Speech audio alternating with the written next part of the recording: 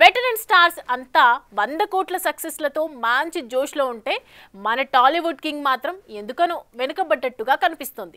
అప్పుడెప్పుడో గత పొంగల్ బరిలోకి దిగిన పర్లేదనిపించుకున్న ఈ స్టార్ అప్పటి నుండి ఒక్క సినిమా వదలకపోవడంతో ఇంతకీ మా హీరో గారికి ఏమైందబ్బా అంటూ ఆరాలు తీస్తున్నారట ఈ హీరో డైహార్డ్ ఫ్యాన్స్.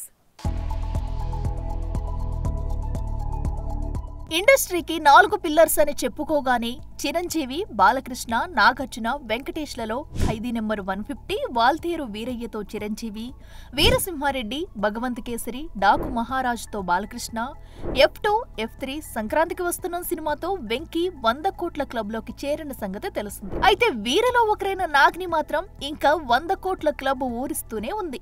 గతేడాది నాసామి రంగతో హిట్ కొట్టి ఫామ్లోకి వచ్చిన ఆ సక్సెస్ రాజ్ తరుణ్, అల్లరి నరేష్లు పంచుకోవాల్సిన పరిస్థితి.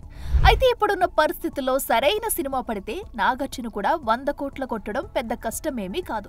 ఇకపోతే శేఖర్ కమ్ముల దర్శకత్వంలో వస్తున్న కుబేరా, అలాగే రజనీకాంత్, కూలీలో నటిస్తున్న నాగ్ తన ఆశలన్నీ ఈ సినిమాలపైనే పెట్టుకున్నట్టు తెలుస్తుంది. అయితే ఈ సినిమాలు భారీ వసూళ్లు సాధించినా అది నాగ ఖాతాలో పడదన్న సంగతి ఈ అక్కినేని అందగాడికి తెలియందేం కాదు.